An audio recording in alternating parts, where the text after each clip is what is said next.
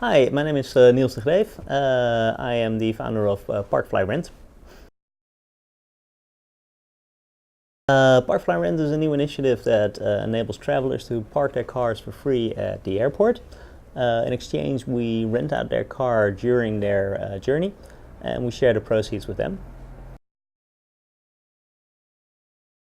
The inspiration to build ParkFlyRent came from one of my own personal experiences during a vacation to Italy.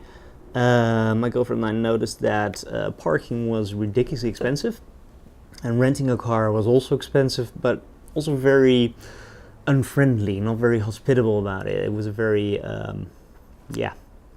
cold experience. And as I am a hospitality professional by experience, I figured I could translate that experience into a more welcoming experience as a car renter.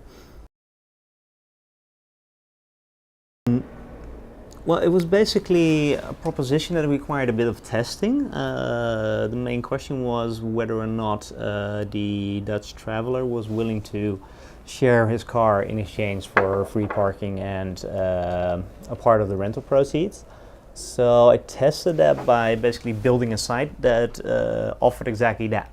And then I waited around and promoted it a bit and noticed that people actually started registering for it, and they actually showed up and they had nice cars and they were happy about the service that we offered. So at that point I decided that this was really something that could be built into a business. Well, basically there's two. One target group is people wanting to rent a car in the Netherlands.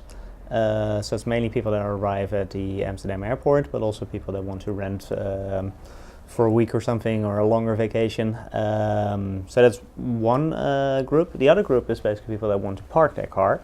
So that's mainly people traveling out of Amsterdam airport for leisure or business. Well, basically, we call ourselves a peer-to-company-to-peer car-sharing company, in the sense that we make it a little different. As a traveler, you basically hand us the keys to your car and you give us the full right to rent out your car to renters that we've screened at rates that we've set. So that's kind of different from most of the peer-to-peer car rental companies, where you set the rates and you decide per day whether or not you want to rent out your car. So we kind of take over your car for a period of about 2 weeks. Basically, we make our proceeds from the rental fees, and we share some of the proceeds back to the owner of the car. So that's basically how we make our money.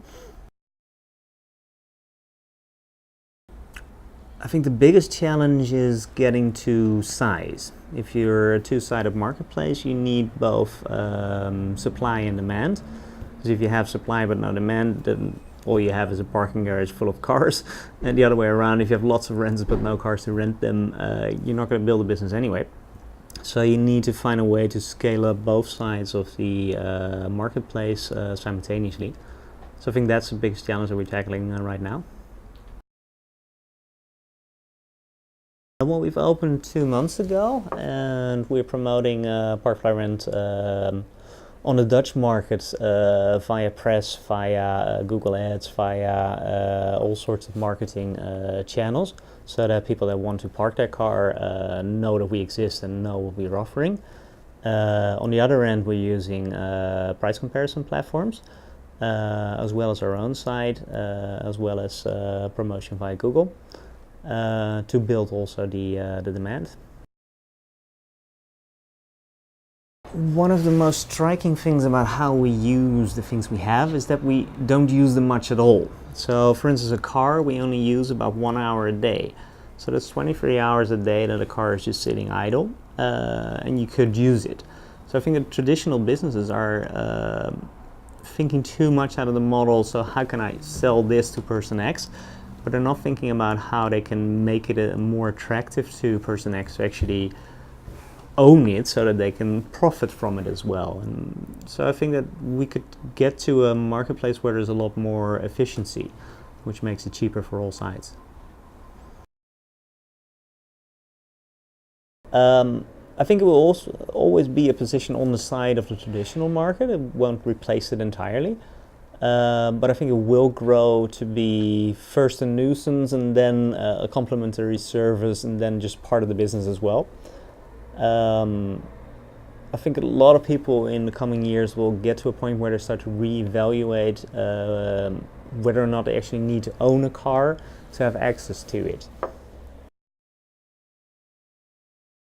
Basically, my parents are from the baby booming generation, and what I noticed very much in that generation is that it's all about property, about owning stuff, about getting more of stuff. And we've kind of been living on credit for a long time, both people personally, but also governments, also lots of companies.